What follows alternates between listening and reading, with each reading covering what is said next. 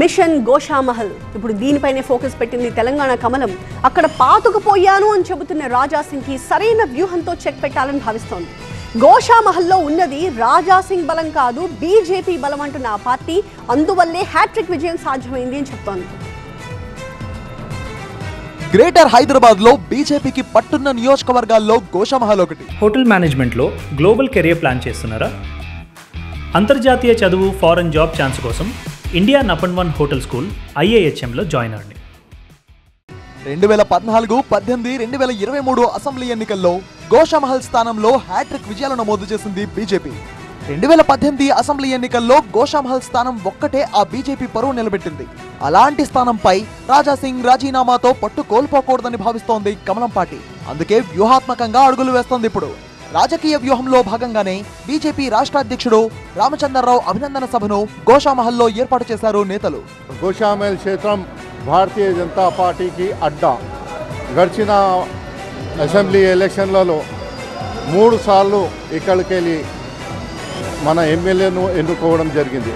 అదేవిధంగా ఇక్కడ మొత్తం 5 కార్పొరేటర్లను గెలిపించుకొని తన సత్తాను చాటుతుంది. రాబోయే రోజుల్లో ఇక్కడ మళ్ళీ కార్పొరేషన్ ఎన్నికల్లో అన్ని స్థానాలను కైవసం చేసుకొని గోషామహల్ మళ్ళీ భారతీయ జనతా పార్టీ అడ్డా అని నిరూపించడానికి ఎంఐఎంకు కంచుకోట లాంటి పాత బస్తీలో తన హిందుత్వ ఎజెండాతో సైతం సై అంటే సై అంటూ రాజకీయం నడిపించారు రాజాసింగ్. దీంతో గత హైదరాబాద్ కార్పొరేషన్ ఎన్నికల్లో గోషామహల్ పరిధిలోని అన్ని కార్పొరేట్ స్థానాలను కైవసం చేసుకుంది భారతీయ జనతా పార్టీ. వచ్చే ఎన్నికల్లో కూడా అదే ఉత్సాహంతో పనిచేసి పాత బస్తీలో తన పట్టు నిలుపుకోవాలని ఆ పార్టీ భావిస్తోంది. అదే లక్ష్యాన్ని పార్టీ శ్రేణుల ముందు ఉంచారు రాష్ట్ర అధ్యక్షుడు రామచంద్రరావు. ఈ సందర్భంగా నేను మరొకసారి పాత నగరంలో యువకుల్ని, మహిళల్ని, ఇక్కడ ఉన్న అందరినీ కూడా భారతీయ జనతా పార్టీలో చేరి భారతీయ జనతా పార్టీని ఒక మహాశక్తిగా మార్చి రేపు రాబోయే రోజుల్లో GHMC ఎన్నికల్లో బీజేపీని గెలిపించి హైదరాబాద్ నగరానికి బీజేపీ మేయర్ తీసుకురావడం అనేది ఒక లక్ష్యంగా పెట్టుకోవాలని చెప్పేసి కోరుతూ మళ్ళీ 2028లో కూడా భారతీయ జనతా పార్టీని తెలంగాణలో ప్రభుత్వం ఏర్పాటు దిశలో అందరూ ప్రయత్నం చేయాలని చెప్పేసి కోరుతా ఉన్నాను. ప్రస్తుతం గ్రేటర్ హైదరాబాద్ లో బీజేపీకి బలమైన నేతలతో పాటు క్యాడర్ ఉంది.